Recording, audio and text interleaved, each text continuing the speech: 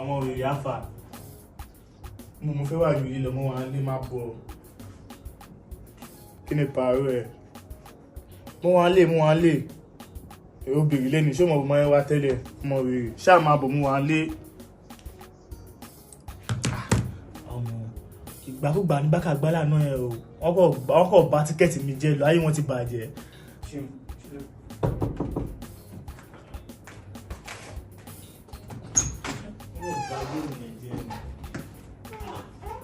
Jimmy, Afa.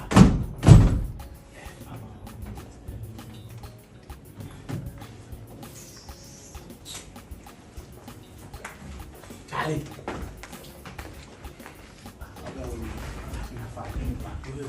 Mo wà. Ṣé àwọn ọ̀rẹ́ ṣé wọ́n bínú ṣá? Nǹkan tó máa ṣẹlẹ̀ ni pé ọmọ yẹn mo ti pè, mo dẹ̀ ti fún ládírẹ́sì bí báyìí. So o máa dé bí nísinsìnyí o máa dé nǹkan tí mo wá fẹ́ kó ṣe ni pé o máa excuse wa torí mo fẹ́ kí bíbá kó jẹ́ ní ọ̀dọ̀ mi gangan. Ok o fẹ́ sọ fún pé ìwọ ló ní apátímẹ́ǹtì ní àríyá sáré kò sí ọwọ́ lórí ajẹ́.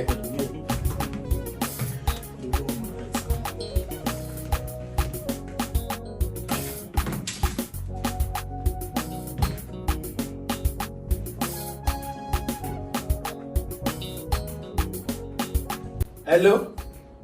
Alpha? Ó ti dé bẹ́ẹ̀. Ya, wọlé gbà ẹ̀, wọlé. Ó yá ẹ̀ wọlé.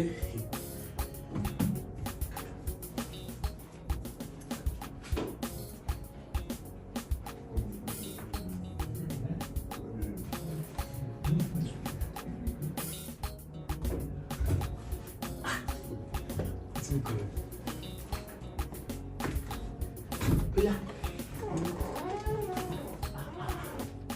Bọ́ọ̀lù kan ló wà ń bọ̀. Actually, kí ló fẹ́ kí n bẹ ìwọ́ dàbà ẹ̀? Okay. Kí ni mo lè fi ṣe alálejò náà o?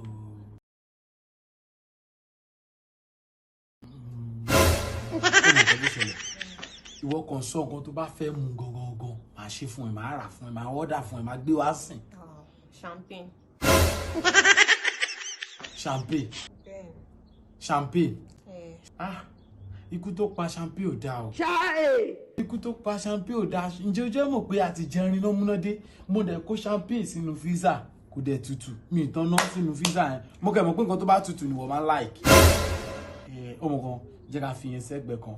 Jẹ́ ká wọlé tá bá ṣe nǹkan tá fẹ́ ṣe tán. Màá bẹ̀ order nǹkan tó bá fẹ́ jẹ. Wọlé lọ ṣe kíni? Okay.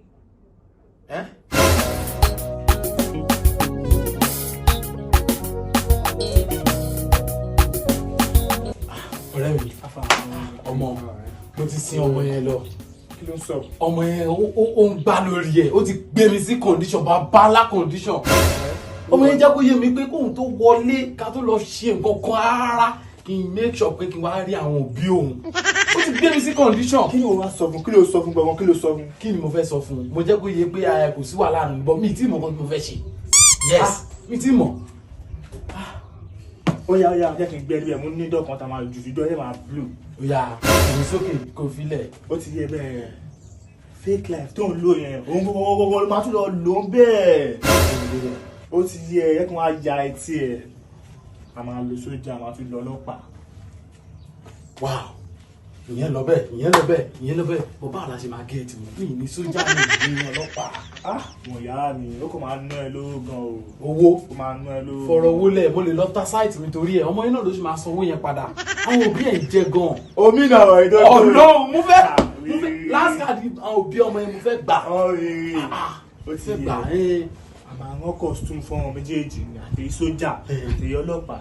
Àmọ́ àwọn costume fún ọmọ méjèèjì. Gbémi débẹ̀. Òun ló máa lò lọ́jọ́ yẹn. Àṣírí. Ọmọ ajẹ́ bodyguard ẹ̀ mọ́. Hello ma. Okay ma, alright ma, ẹ ṣé ma. Má worry nípa yẹn, a máa solve ẹ̀. Alright ma, ó dára ma. Ẹ káàsán. Ẹ káàsán sá o. Láti bọ̀ sá, ẹ má bínú sá. Aunty Precious! Aunty Precious! Yes.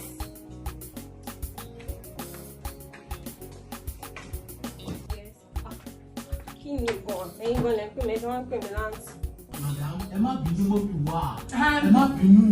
A ti sọ̀rọ̀ sí i. Ẹ má bínú. Ẹ̀yin má bínú. Yẹ́sọ̀ mi. Mo ń dọ̀bálẹ̀ dúró síbẹ̀ ṣé ẹ gba sálárì mi. Ẹ má bínú sábà. Àmì ìbínú ṣe bẹ́ẹ̀ àti precious lẹ wá béèrè. Ó ti sọ lẹ́ẹ̀kan pé èmi mọ́ mi o. Àánú ọmọ ọ̀dọ̀ ni mí o. Ẹ má bínú. Ẹ má bínú. Ẹ sì ń bínú náà ni. Bínú kẹ́ mi ìbínú. Mi ìbínú ṣé kò sí. Àmì máa di àmà mo ń tí ẹ̀mí ìbínú. Ṣé kò sí kí ló ṣẹlẹ̀? Nǹkan tó ṣẹlẹ̀ ni wípé you are seeing me like this, I love your daughter. That is it. Reason you are seeing me here. Ṣé ní bẹ́ẹ̀ ṣe ń wò mí? Àwọn Yorùbá bọ̀ wọ́n ní nǹkan tí ọwọ́ èèyàn ò tó ká má fi gọ̀gọ̀ fa.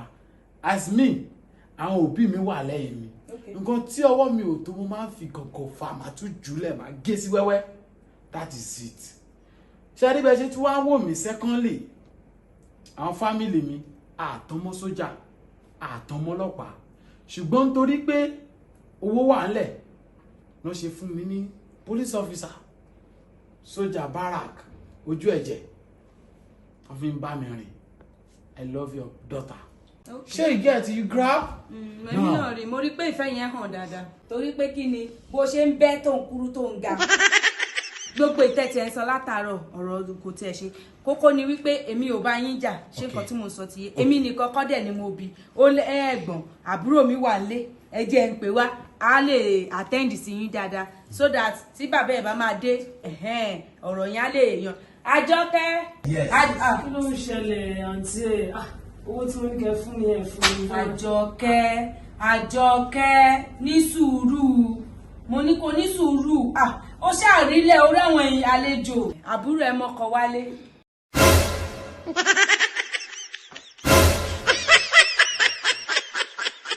Náà jókòó já yanjú ìtò wà lẹ̀.